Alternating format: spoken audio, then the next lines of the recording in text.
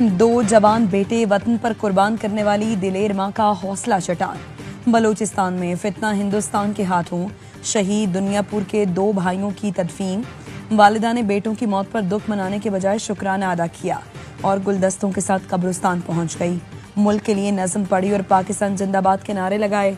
जाबिर और उस्मान वालिद के इंतकाल पर जनाजे में शिरकत के लिए आ रहे थे। फितना हिंदुस्तान के दहशतगर्दों ने 9 मुसाफिरों को बस से उतार कर कत्ल किया। वाकया लोरालाई और मूसा खेल के दरमियान कौमी शाहराह पर सरढाका के मकाम पर पेश आया। मुसल्लह अफराद ने पंजाब जाने वाली 2 बसें रोकी। शनाख्ती कार्ड देखकर मुसाफिरों को नीचे उतारा और गोलियां मार दी। शोहदा का ताल्लुक लाहौर, गुजरात, खानेवाल, गुजरांवाला, लोधरा, अटक से है। वाकई का मुकदमा CTD थाना योग में नामालूम दहशतगर्दों के खिलाफ दर्ज कर लिया गया।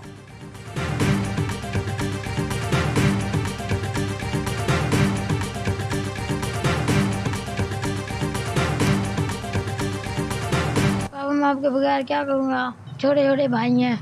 बाबा मैं आपके लिए परेशान हूँ, बाबा आ जाओ, दिल नहीं लग रहा। बलूचिस्तान में शहीद बिलाल की नमाज जनाजा अटक में आबाई गांव मखड़ में अता। बिलाल की चंद माह कबल शादी हुई थी। वालिदैन वफात पा चुके हैं। बिलाल कोयटा में कारोबार करता था। बहन को छोड़ने लाहौर आ रहा था। गुलाम सईद की मैयत मियां चन्नू पहुंचा दी गई।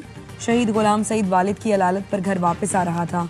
बीमार बाप भी चल बसा। दोनों की नमाज जनाजा आज सुबह अदा की जाएगी। नौजवान जुनैद इफ्तिखार की मैयत लाहौर पहुंचा दी गई। जुनैद जूतों के कारखाने में काम करता था। जुनैद बीवी और बेटी को ससुराल कोयटा छोड़कर वापस आ रहा था। मुजफ्फरगढ़ के मोहम्मद आसिफ की 3 माह पहले शादी हुई थी। वालिद ने बताया शादी के बाद मजबूरी में बलूचिस्तान मजदूरी करने गया था। जालिमों ने जान ले ली।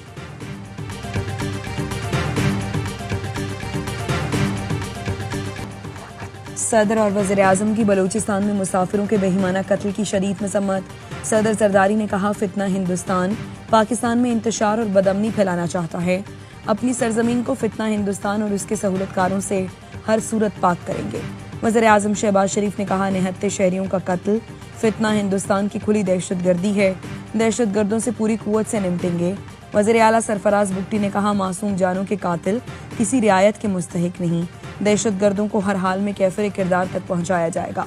वज़ीर ममलिकत तलाल चौधरी कहते हैं बलूचिस्तान में दहशतगर्दी भारत के ऑपरेशन सिंदूर का तसलसल है।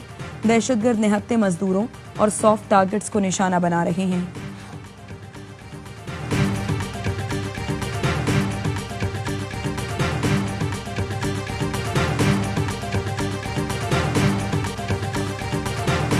सीज फायर है, मिलिट्री टू मिलिट्री कोई मसला नहीं है। जो तय हुआ कि इतने दिनों में यहाँ फौजें वापस जाएंगी, इतने दिनों में यहाँ जाएंगी, इतने वो जा चुकी हैं। लेकिन जो उनकी पॉलिटिकल लीडरशिप है उसको अभी महले हजम नहीं हो रहा। कभी वो कहते हैं जी ये तो टेम्पररी सीज फायर है, कभी वो कहते हैं जी कि ये तो ट्रेलर था, एक्चुअल फिल्म चलनी है। भारतीय सियासी क़यादत को सीज फायर हजम नहीं हो रहा। भारत के साथ सीज फायर है, मिलिट्री टू मिलिट्री कोई मसला नहीं। फौजें अपनी जगह वापस जा चुकी। नायब वज़ीर आज़म इसहाक डार का कुआलालंपुर में खिताब। कहा भारतीय तकब्बुर और गुरूर को अल्लाह ने खाक में मिला दिया। ईरान इसराइल जंग के दौरान हमारा जो फर्ज था वो निभाया। अब्बास इराक़ची से मुसलसल राबते में था। बैकडोर जिम्मेदारी अदा की। अमरीका से अच्छे ताल्लुकात का मतलब ये नहीं कि खामोशी से बैठ जाएं। पाकिस्तान की मईशत इस्तेहकाम की जानिब गामजन है। पाकिस्तान को G20 में शामिल करना हमारा हदफ है। पूरी तवज्जो मईशत बेहतर बनाने पर है। इसहाक डार की मलेशियन वज़ीर आज़म अनवर इब्राहिम से मुलाकात। 2 तरफा ताल्लुकात को मजीद मजबूत बनाने के आज़म का अदा। वज़ीर ख़ारिजा ने बरतानवी और तुर्क हम मनसब से भी मुलाकातें की। पाकिस्तान हॉकी टीम भारत नहीं जाएगी। भारतीय इंतहा पसंदों की पाकिस्तानी टीम को धमकियां। सोशल मीडिया अकाउंट्स पर धमकियां आमेज पैगामात के बाद हॉकी टीम भारत में एशिया कप टूर्नामेंट खेलने नहीं जाएगी। ज़राए ने बताया कशीदा ताल्लुकात और टीम को लाहक खतरात के पेश नज़र खिलाड़ियों को नहीं भेजा जा सकता। क्रिकेट को भी दागदार करने की कोशिश। भारत एशियन क्रिकेट काउंसिल के सालाना इजलास की मुखालिफत में खुलकर सामने आने लगा। ज़राए का कहना है भारतीय हुकूमत और बोर्ड ने रुकन ममालिक पर शिरकत न करने का दबाव डालना और पुरकशिश ऑफर्स देना शुरू कर दी। ICC के चेयरमैन जय शाह की भी लॉबिंग।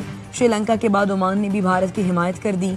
सदर ACC मोहसिन नकवी ने 24 जुलाई को ढाका में इजलास तलब कर रखा है। भारत और श्रीलंका इजलास मुलतवी करने, वेन्यू तब्दील करने का कहा है।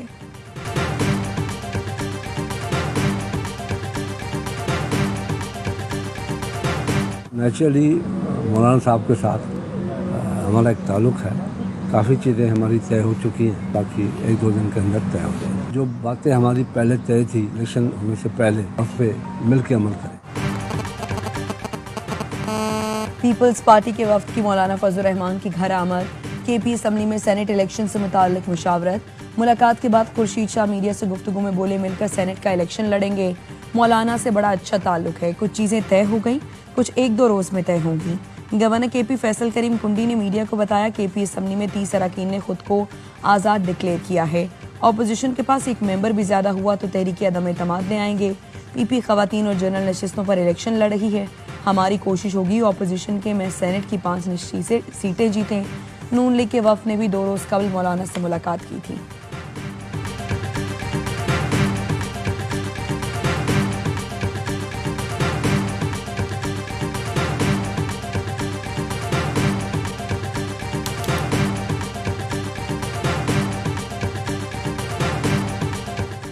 स्पीकर पंजाब असम्बली से तहरीक इंसाफ के 26 मुअत्तल अरकान की मुलाकात। हुकूमत और अपोजिशन की जानिब से सीनियर अरकान पर मुश्तमिल कमेटी तश्कील देने पर इत्तफाक। अपोजिशन लीडर मलिक अहमद बच्चर कहते हैं, स्पीकर से मुलाकात नहीं समाअत थी, हुकूमत को पीटीआई रहनुमाओं के खिलाफ फैसला करने की बहुत जल्दी है। अदाकारा हुमैरा अस्कर को लाहौर के मॉडल टाउन कब्रिस्तान में सुपुर्द खाक कर दिया गया। ग्रीन टाउन में अदा की गई नमाज जनाजा में अहले खाना समेत दीगर लोगों ने शिरकत की। चचा ने बताया, फैमिली में जायदाद का कोई झगड़ा नहीं, सोशल मीडिया पर अफवाहें बेबुनियाद हैं। हुमैरा अस्कर की इब्तदाई पोस्टमार्टम रिपोर्ट सामने आ गई, जिसके मुताबिक मौत 8 से 10 माह कबल हुई, जिसकी कोई हड्डी टूटी हुई नहीं पाई गई। बाल, शर्ट के टुकड़े कीमियाई मुआयने के लिए भेज दिए गए। रिपोर्ट के मुताबिक लाश डीकम्पोज होने के बिल्कुल आखिरी स्टेज पर थी। ज्यादती का पता लगाना मुश्किल है।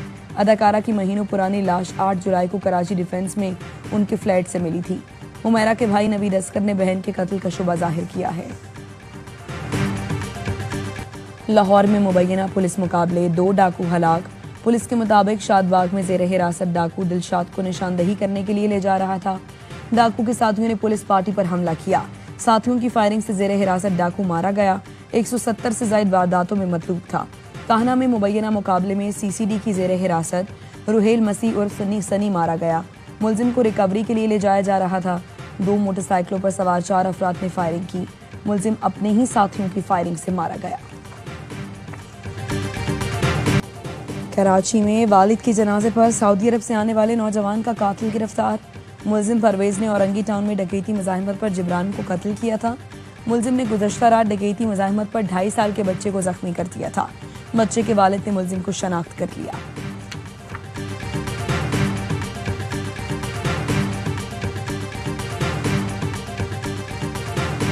वक्त मांगते भैया, मैं वक्त तो हम अपना घर का कुछ करें और ये बिल्डिंग टूटेगी बनेगी, इसी में ही हम लोग को घर देना है। हम कहीं भी नहीं जाएंगे। 60-70 लाख की जगह है हमारी, इस वक्त 1 रुपए की नहीं रही, तो हम कहाँ जाएं?